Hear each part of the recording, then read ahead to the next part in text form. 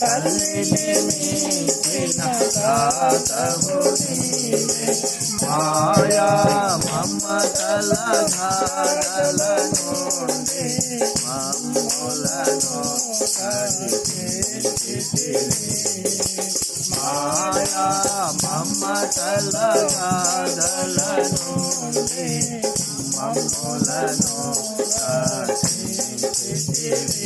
మా దేవా మా దేవా నీదు విశ్వాసకల గొప్పది. మా దేవా మా దేవా నీదు విశ్వాసకల గొప్పది.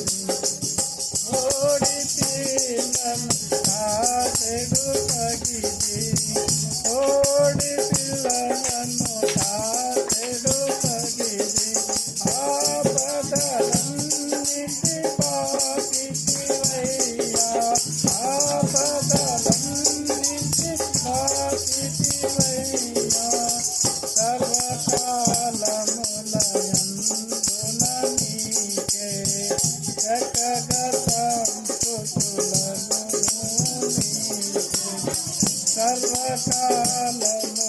సర్వకాలములయందున నీకే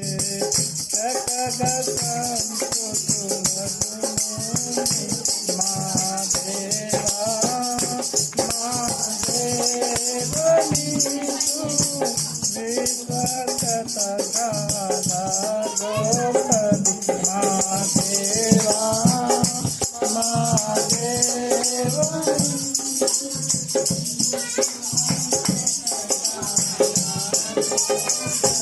మా దేవా మా దేవా నీదు విశ్వాసకల గొప్పది. సింహపు పిల్లలు ఆకలి కొనినా. సింహపు పిల్లలు ఆకలి కొనినా. సింహపు గుహలో నన్ను వేసినను. సింహపు గుహలో నన్ను వేసినను. నీకు కలుగకుండగునను నీవు కాపాడుచున్నావిలను. నీకు కలుగకుండగునను నీవు కాపాడుచున్నావిలను. మా దేవా మా దేవా నీదు విశ్వాసకల గొప్పది. దేవా మా దేవా నీదు విశ్వాసకల గొప్పది. పర్వతములు తొలగిన గాని. పర్వతములు తొలగిన గాని. పాలు విడకుండా తరిలినను. పాలు విడకుండలు తరిలినను. పావను దానిదు వెళ్ళలేని అతి కృప నన్ను విడువదు. హల్లెలూయా. పావను దానిదు వెళ్ళలేని అతి కృప నన్ను విడువదు. హల్లెలూయా. మా దేవా మా దేవా నీదు విశ్వాసకల గొప్పది. మా దేవా మా దేవా నీదు విశ్వాసకల గొప్పది.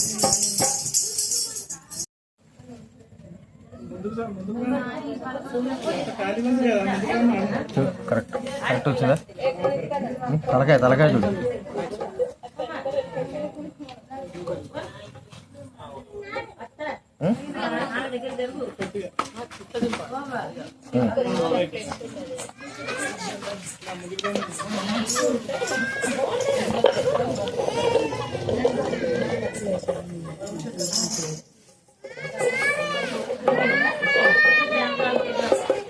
మాట్లాడద్దు, ఇంకెవ్వరు మాట్లాడద్దు. వచ్చిన వారు ఎవ్వరు మాట్లాడద్దు. దయచేసి కొన్ని నిమిషాలు మీరు మౌనంగా ఉండాల్సిందిగా మనం చేస్తుంటున్నాం. ప్రార్థన చేసుకుందాము. పరలోకమందున తండ్రి, యేసు క్రీస్తు ప్రభువు నామమున మీకు వందనాలు చెల్లిస్తూ ఉంటున్నాం. ప్రభువా, ఈరోజు మీరు మా కొరకు గురించిన ఈ గొప్ప తరుణాన్ని బట్టి వందనాలు. సోదరుడు శామ్యూల్ సుజాతను బట్టి స్తోత్రాలు. వారిని ప్రేమించారు. ప్రేమించడమే కాకుండా ఈ లోకంలో వారికి అవసరమైనటువంటి ప్రభువా బిడ్డను మీరు అనుగ్రహించేందుకు స్తోత్రాలు. ఈ లోకంలో ఒక వ్యక్తిని మీరు తీసుకురావడానికి కొరకై మీ ఉద్దేశ సంకల్పాలు ఎన్నో ఉన్నాయి ప్రభువా. అందుని బట్టి స్తోత్రాలు చెల్లిస్తూ ఉంటాం. ఈ కృతజ్ఞత కూడిక ఏర్పాటు చేయడానికి చూపిన కృపగా స్తోత్రాలు. ఈ కూడికను బట్టి వచ్చిన వారి హృదయాల్లో కార్యం జరిగించండి, రక్షణ కార్యం జరిగించండి, మారు మనసు పాపక్షమాపణ నింపండి. స్తుతి ఘనత మహిమ ప్రభావాలు చెల్లిస్తూ పాటల ద్వారా మీరు మహిమ పొందారు. ఇంకా ఒకవేళ ఎవరైనా రావాలనుకుంటే వాళ్ళు కూడా తీసుకురండి, సహాయం చేయండి. మహిమ ఘనత చెల్లిస్తూ యేసు ప్రభు నామమున ప్రార్థించి వేడుచున్నాము తండ్రి, ఆమేన్. కొన్ని నిమిషాలు దయచేసి మౌనంగా వినాల్సిందిగా ప్రభు నామమున మనవి చేస్తుంటున్నా. దేవుని వాక్యంలో నుండి యెషయా రాసిన గ్రంథం 1వ అధ్యాయం. యెషయా రాసిన గ్రంథము 1వ అధ్యాయం, బైబిల్ మధ్య భాగంలో నుంచి 569వ పేజీ. యెషయా రాసిన గ్రంథం 1వ అధ్యాయము 2వ వచనం మనం అందరం చదువుదాం. యెషయా రాసిన గ్రంథం 1వ అధ్యాయం 2వ వచనం. ఆకాశమా ఆలకించుము, యెహోవా మాట్లాడుచున్నాడు. ఆకాశమా ఆలకించుము, భూమి చెయ్యొగ్గుము. నేను పిల్లలను పెంచి గొప్పవారినిగా చేసి తిని, వారు నా మీద తిరగబడి ఉన్నారు. అలాగే విలాపాలు రాసినటువంటి పత్రిక విలాపంలో ఇర్మియాకు ఎహెజ్కేలుకు మధ్యలో ఉంటుంది చూడండి. విలాప వాక్యములు 683వ పేజీ, 2వ అధ్యాయం. ఇర్మియా తర్వాత ఉంటుంది 683వ పేజీ, 2వ అధ్యాయం 22వ వచనం అందరం చదువుతారు. 2:22. ఉత్సవ దినమున జనులు వచ్చినట్లుగా నలుదిశల నుండి నీవు నా మీదకి భయోత్సాహములను రప్పించితివి. యెహోవా ఉగ్రత దినమున ఎవడనూ తప్పించుకొనలేకపోయిను, శేషమేవియు నిలవలేకపోయిను. నేను చేతులలో ఆడించి సాకిన వారిని శత్రువులు హరించి వేసి ఉన్నారు. ఇక్కడ 2 మాటలు మనకు చెప్పబడతా ఉంది. యెషయా గ్రంథం 1వ అధ్యాయంలో నేను పిల్లల్ని పెంచి గొప్పవారినిగా చేశాను. ఇంకెక్కడ విలాపవాక్యం రాయబడింది, నేను చేతులతో ఆడించి సాకిన వారు అనే మాట మనకి ఇక్కడ చూస్తూ ఉంటున్నాం. మరి పెంచి అనే మాట చూస్తున్నాం, సాకిన వారిని మనం చూస్తుంటున్నాం. ఇంకొక మాట కూడా మనం చెప్పుకోవచ్చు, పోషించడము. పోషించడం వేరు, పెంచడం అనేది వేరు.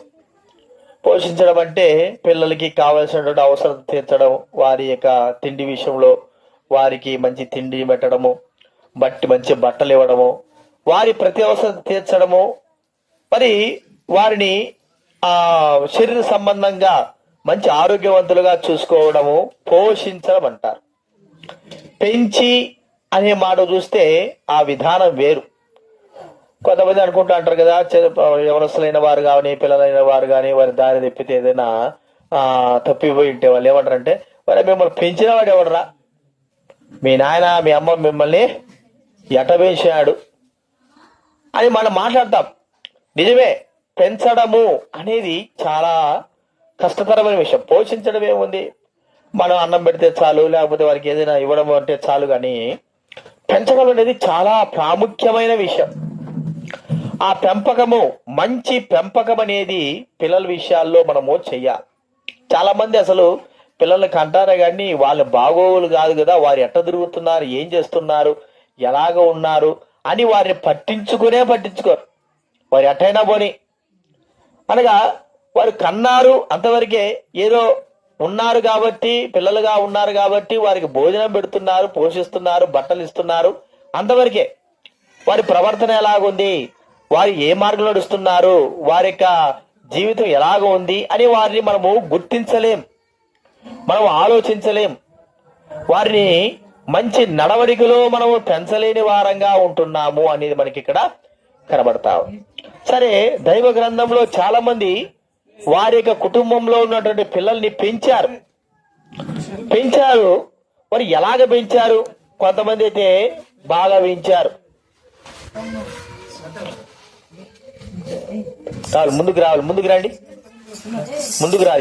వెనక్కు కూర్చున్నారు, కట్టే పోతారు. వెనక్కి ముందుకు రండి కొద్దిగా. మన వాళ్ళు కూడా ముందుకు రండి, కొద్దిగా ముందుకు రండి. నువ్వు ఆడేవాడు కదా, పిల్లలు లేని వారు ముందుకు రండి.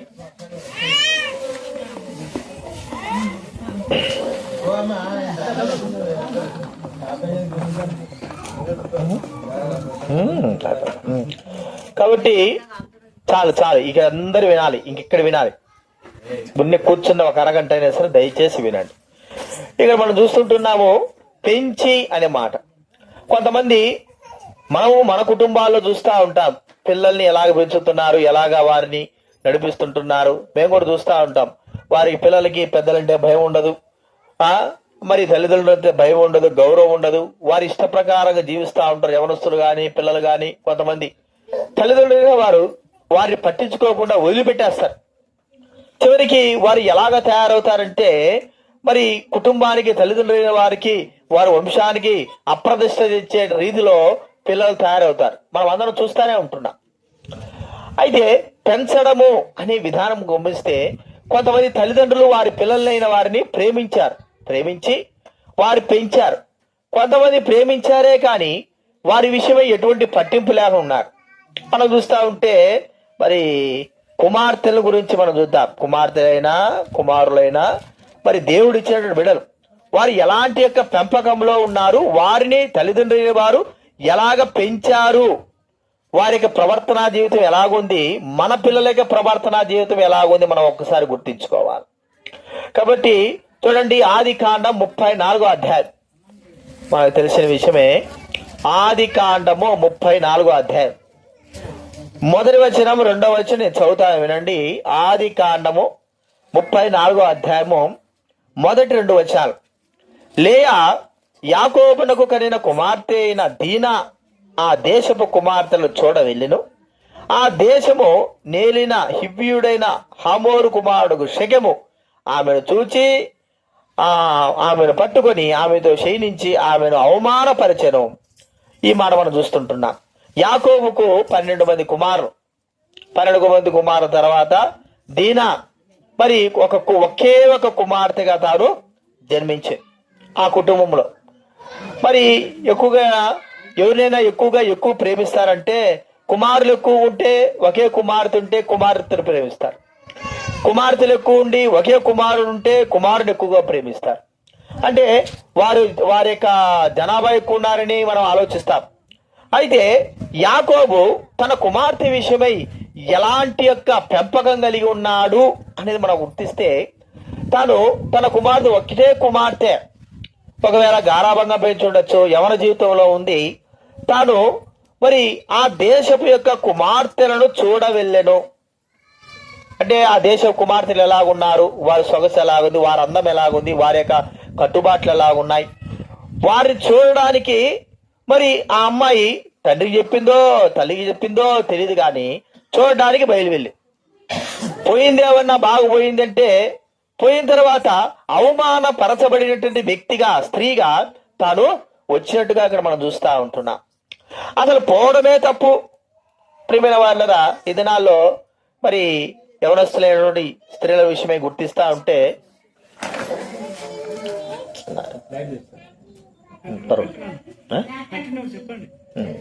కాబట్టి యవనస్తులైన స్త్రీల విషయమై గుర్తిస్తూ ఉంటే ఎలా ఉంటున్నారంటే, యవనస్తులైన స్త్రీలు వారి ఇష్ట ప్రకారంగా మరి ప్రవర్తించి మరి వారు నడిచేవారుగా చూస్తుంటున్నాం. మనకంటే ఇక్కడ ఒక రకంగా ఉంటుంది కానీ హైదరాబాద్ సిటీలలో అయితే యవనస్తులైన స్త్రీలు కానీ పురుషులు కానీ వారు సమయ సందర్భములు లేకోకుండా కుటుంబానికి ఇంట్లో మరి రాత్రులు 9కో 10కో 12కో అలా ఇంటికి వచ్చేవారుగా చూస్తుంటున్నాం.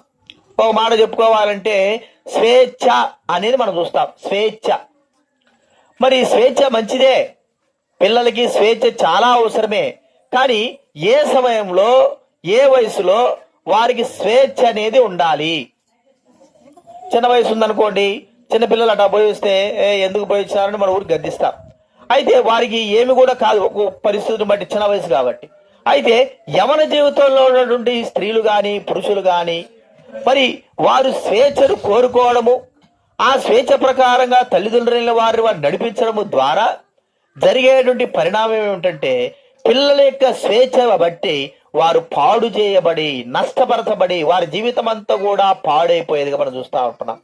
ఆ స్వేచ్ఛను బట్టియే మానవుడు పాపములో పడిపోతుంటున్నాడు అని బైబిల్ గ్రంథం సెలవిస్తాం. బైబిల్ గ్రంథం మనం చూస్తా ఉంటే ఆదికాండం 3వ అధ్యాయం గమనిస్తే దేవుడు 2వ అధ్యాయంలో దేవుడు ఆదాము అవ్వలను దేవుడు దేవుని స్వరూపంలో తయారు చేశాడు, వారికి ఆజ్ఞలు ఇచ్చాడు. ఈ తోట చెట్లలో మీరు దేని ఫలాలైనా సరే తినొచ్చు, మీ ఇష్టానుసారంగా మరి మీరు ఇష్టం వచ్చినట్టుగా జీవించవచ్చు. కానీ ఒకటి మాత్రం మీరు చేయకూడదు, ఈ చెట్లలో ఇదిగో ఈ మధ్యలో ఉంటున్నటువంటి మంచి తెలివినిచ్చేటువంటి వృక్ష ఫలాలు మీరు తినొద్దు అని చెప్పారు. వారికి అంతటినీ స్వేచ్ఛ ఇచ్చేసి మీరు ఈ కార్యము చేయకూడదు అని సెలవిచ్చారు. ప్రియమైన వారినరా, వారికి ఇవ్వబడినటువంటి స్వేచ్ఛను వారు ఉపయోగించుకోలేకపోయినారు. దేవుడు మరి ఏదైతే సెలవిచ్చాడో, ఏదైతే చేయకూడదని వారికి సెలవిచ్చాడో వారు మరి చెయ్యకూడదని చేసి వారి స్వేచ్ఛను ఉపయోగించుకొని మరి చెయ్యకూడదని చేసి పాపములో పడ్డారు. మనకు బాగా తెలుసు, అవ్వ మరి ఆ యొక్క పండును మంచి చెడ్డలు తెలివించి వృక్ష ఫలాన్ని తినకూడదు అని సెలవిచ్చినప్పుడు మరి వాళ్ళు తిన్నారు. తినడం ద్వారా జరిగినటువంటి విషయం ఏమిటంటే పాపము జరిగింది. స్వేచ్ఛ, వారికి ఇవ్వబడిన స్వేచ్ఛ వారి జీవితంలో ఎలాగ ఉపయోగించుకున్నారు అంటే పాపానికి కారణమైతూ వచ్చారు. ఇది నాలో యవనస్తులైన వారు, స్త్రీలు కానీ పురుషులు కానీ పిల్లలు, యవన బిడ్డలైన వారు, వారికి పిల్లలకి మనం స్వేచ్ఛ ఇచ్చేస్తుంటున్నాం. మంచిదే, ఆ స్వేచ్ఛ ప్రకారంగా పిల్లలైన వారు ఏమైనా క్రమంగా సత్యంగా యథార్థంగా జీవిస్తున్నారా అంటే ఏ విధానంలో వారు జీవించలేకపోతుంటున్నారు, ఏ విధానంలో వాళ్ళు నిలిచి ఉండలేకపోతుంటున్నారు. కారణం ఏంటంటే స్వేచ్ఛను బట్టి వారు పాపములో కొనసాగిన వారుగా చూస్తూ ఉంటున్నాం. ప్రియమైన వారులరా, ఇది నా దేవుడు నీకు స్వేచ్ఛనిచ్చాడు. నీ స్వేచ్ఛను దేవుడు అనుగ్రహించితే నువ్వు ఆ స్వేచ్ఛను ఏ విధంగా ఉపయోగిస్తుంటున్నావు?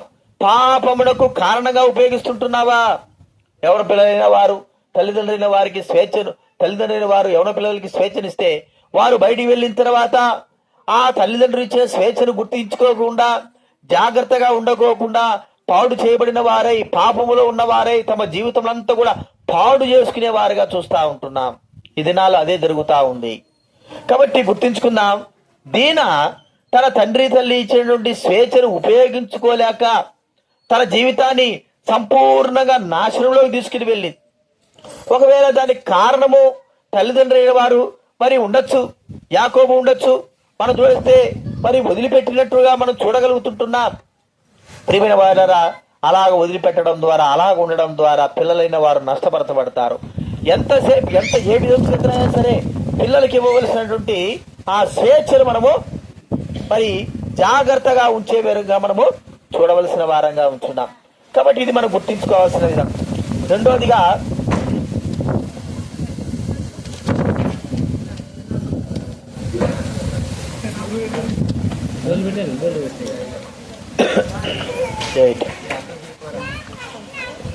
అందుకే ముందుగా త్వరగా రెడీ చేయాలి.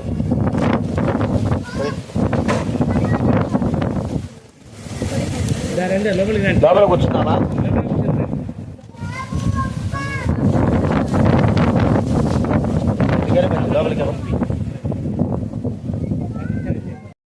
అందుకే చెప్పేది చేయండి, ఊరికే కాదు. సరే, చివరిగా ఒక మాట మనం చూసుకుందాము. దయచేసి ఒక మాట చూసుకొని మనము ముగించుకుందాం.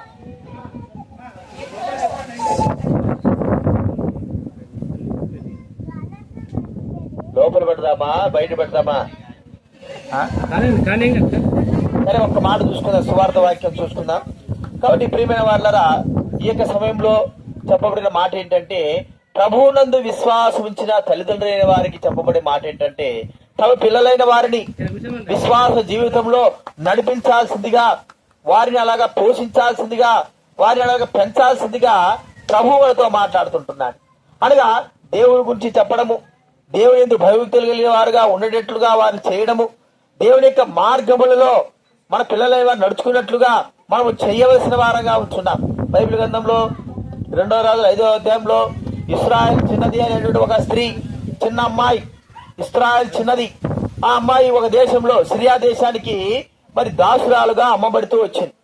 దాసురాలుగా అమ్మబడినటువంటి ఆ స్త్రీ ఆ అన్ని దేశంలోకి వెళ్ళిన తర్వాత తన దేవుని గురించి, తన తల్లిదండ్రులైన వారు చెప్పినటువంటి దేవుని గురించి, దేవుని యొక్క శక్తిని గురించి, దైవ బిడ్డల గురించి, దేవుని యొక్క వాక్యాన్ని గురించి, దేవుని మాటల గురించి అక్కడ ఉన్నటువంటి అన్ని జనులైన వారికి మరి నయమానమైనటువంటి వ్యక్తి తన భార్యకు చెప్తూ వచ్చిందిగా మనం చూస్తూ ఉంటున్నాం. అనగా ఒక చిన్న అమ్మాయి తల్లిదండ్రుల వారు ఎలాగ పెంచారంటే, దేవుని యొక్క భయభక్తులలో, దేవుని గురించిన మాటల్లో వారిని పెంచుతూ వచ్చారని వాక్యంలో రాయబడింది. ఇది నాన్న మన బిడ్డలైన వారిని రక్షణలో పెంచుతుంటున్నామా? దేవుని గురించి వాళ్ళకి చెప్తుంటున్నామా? దేవుని మాటల గురించి వాళ్ళకి చెప్తుంటున్నామా? దేవుని వాక్యాన్ని వారు వివరిస్తుంటున్నామా? మనము దేవుని యొక్క రక్షణ మనం తెలుసుకుంటున్నామా? మనము దేవుని రక్షణ తెలుసుకోవలసిన వారంగా ఉంటున్నాం. దేవుని ప్రేమించవలసిన వారంగా ఉంటున్నాం. దేవుని మార్గంలో నడవలసిన వారంగా ఉంటున్నాం. కాబట్టి యేసుక్రీస్తు వారు మనందరి కొరకే ప్రాణం అర్పించి తన జీవాన్ని మన కొరకే అర్పించాడని వాక్యంలో వ్రాయబడి ఉన్నది. మనందరి కొరకై, నీ కొరకు, నా కొరకు, సర్వలోక పాపముల కొరకు, అందరి కొరకు ఆయన ప్రాణం అర్పించి చనిపోయి సమాధి చేయబడి తిరిగి లేచాడు. నువ్వు విశ్వసించగలవా? నీ జీవితంలో సంపూర్ణమైన రక్షణాకారం జరుగుతుంది. నీ జీవితంలో సంపూర్ణంగా విడుదల పొందుతావు. నీ జీవితంలో పాపక్షమాపణ పొందుతావు. నీవు మారు మనసు పొంది నిత్య రాజ్యం యొక్క వారసులుగా చేయబడతావు, దేవుని బిడ్డగా చేయబడతావు. కాబట్టి ప్రియమైన వాళ్ళరా, ఆ దేవుని విశ్వాసం నీ జీవితంలో గొప్ప కార్యం జరిగిస్తుందని నమ్ముతా ఉంటున్నాను. ప్రభువా, నేను పాపిని, నా పాపములు క్షమించు, నా జీవితం మార్చును అడగలిగితే దేవుడు నేను క్షమిస్తాడు. నీ జీవితంలో మరి దేవుడు నీకు స్వాతంత్రం ఇస్తాడు, పాపం నుంచి విడుదల చేస్తాడు. మరి నీ జీవితంలో పరిశుద్ధతలో నడుచుకునే భాగ్యం ఇస్తాడు. లేకపోతే నీ జీవితం అంతా కూడా వ్యర్థమైపోతాడు. కాబట్టి ఆ ప్రభువైన యేసునందు విశ్వాసం ఉంచు, నీవు రక్షింపబడతావు, నీ కుటుంబం కూడా రక్షింపబడుతుంది. ప్రార్థన చేసుకుందాం. ప్రేమగల తండ్రి, పరిశుద్ధమైన మా దేవ, మీకు కృతజ్ఞతలు చెల్లిస్తా ఉంటున్నాం. ఈరోజు ప్రభావ మిమ్మల్ని స్తుతించే బాధ్యతను ఇచ్చినారు. ప్రభా, శాంపులు సుజాతను బట్టి స్తోత్ర ఇచ్చిన కుమార్తెను బట్టి వందనాలు.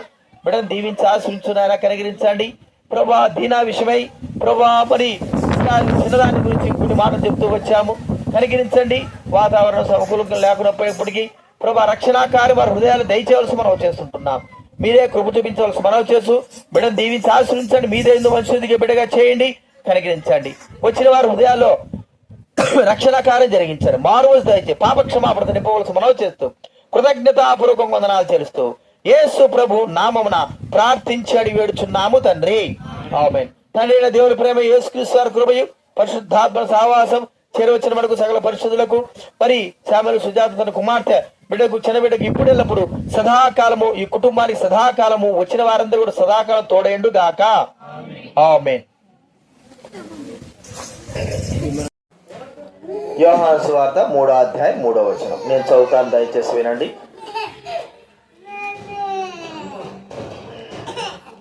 అందుకు యేసు అతనితో, ఒకడు క్రొత్తగా జన్మించితేనే కాని అతడు దేవుని రాజ్యంలో చూడలేడని నీతో నిత్యముగా చెప్పుచున్నాను నేను. యేసు ప్రభు వారు మరి ఒక వ్యక్తి మాట్లాడద్దు, ఇంకెవరు మాట్లాడద్దు, నాకు వినపడుతుంది, మాట్లాడద్దు. ఒక వ్యక్తి మరి కొత్తగా జన్మ అనగా ఈ లోకంలో ఒక వ్యక్తి జీవించిన ప్రతి వ్యక్తి కూడా మరి ఆ వ్యక్తి దేవుని రాజ్యంలో ఉండాలా అనేది మనకందరికి కూడా ఆశ. అయితే దేవుని రాజ్యానికి ఎవరు వెళ్తారు, దేవుని రాజ్యానికి ఎవరు వారసులు అవుతారు అంటే కొత్తగా జన్మించిన వాడే. ఇప్పుడు చూడండి, ఇక్కడ శామలు సుజాత ఉంది, ఈ కుటుంబంలో వీరికి కుమారులను కుమార్తెను దేవుడు ఇచ్చాడు. వీరు మాత్రమే ఈ ఇంటికి వారసులు. ఇంక వేరే వాళ్ళు ఎంతో మంది పిల్లలు ఉన్నారు, వీరి వయసు కలిగిన వారు ఉన్నారు, చిన్న పిల్లలైన వారు ఉన్నారు, అందరూ ఉన్నారు. కానీ వారు ఎంత మాత్రం, ఆ పిల్లలు ఎంత మాత్రం ఈ ఇంటికి వారసులు కానే కారు. ఎందుకంటే ఈ ఇంటికి వీరు వారసులు అంటే వీరి కుటుంబానికి వీరు జన్మించినారు కాబట్టి వీరికి వారసు ఈ కుటుంబానికి. మరి దేవుని రాజ్యానికి వారసులంగా కావాలి అంటే మనం కూడా క్రొత్త జన్మ అనుభవము. కొత్త జన్మ అంటే అర్థం ఏమిటి అంటే మన పాత స్వభావము మార్చబడమే. పాత స్వభావం పోయి క్రొత్త స్వభావం. పాత స్వభావం ఏమిటి? దైవ గ్రంథం సెలవిస్తా ఉంది, పాపపు స్వభావము పాత స్వభావం. అనగా మానవుడు పాపపు స్వభావంతో జీవిస్తూ ఉంటున్నాడు. తన జీవితం అంతా ఒక పాపపు స్వభావంతో నిండి ఉంది. కాబట్టి ఆ పాపపు స్వభావంతో మానవుడి జీవితము జీవిస్తే ఈ లోకంలో జీవించవచ్చు. కానీ మానవుడు ఈ లోకం విడిచిన తర్వాత తన ఆత్మ ద్వారా ఆత్మలో దేవుని సన్నిధికి చేరడం అసంభవం. ఎందుకంటే పాత స్వభావం, పాపపు స్వభావం, పాపపు జీవితము దేవుని సన్నిధిలో ఉండడానికి ఎంత మాత్రం కూడా వీలు లేదు. అందుకే ఈ లోకంలో మరి దేవుని రాజ్యానికి వెళ్ళడానికి యేసుక్రీస్తు వారు చెప్పినటువంటి చక్కటి మాట ఏంటంటే కొత్తగా జన్మ. కొత్త జన్మ అంటే పాప స్వభావం పోయి నూతన స్వభావం. నూతన స్వభావం ఎలాగొస్తుంది మానవ ఆత్మకి అంటే మానవుడు పాపము నుండి విడిపింపబడి పాప స్వభావం నుండి తొలగింపబడి మానవుడికి విడుదల గావించబడినప్పుడే పాప స్వభావం పోయి కొత్త స్వభావం వస్తుంది. ఇది ఎవరి వల్ల అవుతుంది? ఏ మానవుడు, ఒక పాత వ్యక్తి, ఒక దుర్మార్గుడైన వాడు, మోసగాడైన వాడు, పాపాత్ముడైన వాడు మార్చబడి మంచి స్థితిలో జీవిస్తున్నాడు అని చెప్పగలం. ఏ మానవుడు కూడా చెప్పాలంటే తన స్వభావాన్ని మార్చుకోలేడు. ఎన్ని దినాలైనా సరే అలాగే తన స్వభావంతో ఉంటాడు. కానీ మరి కొత్త స్వభావం ఎప్పటికి కూడా రానే రాదు. కొత్త స్వభావం రావాలంటే మానవుడు హృదయంలో ఉంటున్న పాపం పోవాలంటే ఎవరైనా ఒక వ్యక్తి సహాయం చేయాలి. ఆ వ్యక్తి కూడా పరిశుద్ధుడై పవిత్రుడై ఉండాలి. పరిశుద్ధుడైన పవిత్రుడైన వ్యక్తి ఈ భూలోకంలో ఎందెందు వెతికినా కూడా కనబడు. అందరూ కూడా బైబిల్ చెప్పే మాట ఏంటంటే పాపం వల్ల అందరూ, ఏ భేదం లేదు, అందరూ పాపము చేసి దేవుడు అనుగ్రహించి మహిమను పొందలేకపోతున్నారు. అందుకే మనం ప్రేమించి మనం విమోచించడానికి కొరకై యేసుక్రీస్తు వారు ఈ లోకంలోకి పరిశుద్ధుడుగా పవిత్రుడుగా ఆయన జన్మించాల్సి వచ్చింది. జన్మించాడు. ప్రియమైన వారు జీవించి మన పాపపు స్వభావము, పాత స్వభావం అంతా తీసివేయడానికి కొరకై ఎలాగ తీసివేయబడాలంటే మనుషుని యొక్క రక్తము మానవుని యొక్క పాపము కడిగి పవిత్రపరుస్తుంది. రక్తము ద్వారా ప్రోక్షణ, రక్తము ద్వారా మానవుడికి విడుదల విమోచన. అందుకే యేసుక్రీస్తు వారు మన కొరకై తన ప్రాణం అర్పించి మరి చనిపోయి సమాధి చేయబడి తిరిగి లేచినాడు. ఇప్పుడు మనందరూ కూడా నూతన యొక్క స్వభావం అనుగ్రహించ సిద్ధంగా ఉన్నాడు. అంటే హృదయాన్ని కడగ పవిత్రపరచడానికి సిద్ధమైన ఉన్నాడు. మనం చేయాల్సింది ఏంటంటే మనం పాపమును ఒప్పుకొని విడిచిపెట్టాలి. ప్రభువా నేను పాపిని, నా పాపాలు క్షమించు అని అడగగలిగితే మనలో ఉన్నటువంటి పాత స్వభావం తొలగించి నూతన స్వభావాన్ని దేవుడిస్తాడు. కాబట్టి అప్పుడు మనము దేవుని సన్నిధికి చేరగలం. లేకపోతే మనం చేరలేం. మన పాపము ద్వారా మనకు వచ్చే శిక్ష మరణము, అనగా నిత్య జీవను కోల్పోవడము, దేవునికి దూరమైపోవడము అనేది మనం చూస్తాం. ప్రియమైన వాళ్ళరా, దేవుడికి దూరం అయిపోతామా? దేవుడికి దూరం అయిపోయి నిత్య జీవానికి దూరం అవుతామా? ఎంత మాత్రం కాదు. దేవుడికి దగ్గర కావాలి, నిత్య జీవానికి దగ్గర కావాలంటే నీ పాపమును ఒప్పుకొని విడిచిపెడితే నీకు దేవుడు నిత్య జీవాన్ని అనుగ్రహిస్తాడు. కాబట్టి ప్రార్థన చేసుకుందాము. దేవుని మాటకు ఒక మాట చదువుకొని మనము ముందుకు కొనసాగుదాం. యెషయా గ్రంథము 43వ అధ్యాయం. యెషయా గ్రంథం 43వ అధ్యాయం, క్షమించండి 44వ అధ్యాయం 3వ వచనం నేను చదువుతా వినండి. యెషయా గ్రంథం 44వ అధ్యాయము 3వ వచనము నేను చదువుతాను వినండి. 44:3. నేను దప్పిగల వారి మీద నీళ్లను, ఎండిన భూమి మీద ప్రవాహ జలములను కుమ్మరించదను. నీ సంతతి మీద నా ఆత్మను కుమ్మరించదను. నీకు పుట్టిన వారిని నేను ఆశీర్వదించదను. దేవుడు ఏమంటున్నాడండి? మనకు పుట్టిన వారిని, మన పిల్లలైన వారిని దేవుడు ఆశీర్వదిస్తాడు. దేవుడు ఆశీర్వదిస్తే ఏ మానవుడు కూడా ఏమీ చేయలేడు. దేవుడి ఆశీర్వాదం అంత గొప్పది. మన మీద దేవుని ఆశీర్వాదం ఉంటే, మన మీద దేవుని ఆశీర్వాదం మన పిల్లల మీద ఉంటే ఎవరు కూడా ఏమీ కూడా చేయలేరు. ఎందుకంటే దేవుడు ఆశీర్వదిస్తే నిత్యము లోకాన్ని ఆశ్రయించేవాడు కాదు, లోకంలో ఉన్న చెట్లు శ్యామలకు ఆశీర్వాదం కాదు, మన కుటుంబాలకి మన జీవితాలకి ఆయన నిత్య ఆశీర్వాదం మన పిల్లలైన వారికి ఇవ్వడానికి కోరుకుంటున్నాడు. ఆయన బిడవైతే ఈ దినాల నిన్ను నీ బిడ్డలైన వారిని అందరినీ కూడా పరిపూర్ణంగా ఆశ్రయించి దీవిస్తాడు. ఈ విషయాలు జ్ఞాపకం పెట్టుకుందాం, ప్రార్థన చేసుకుందాం.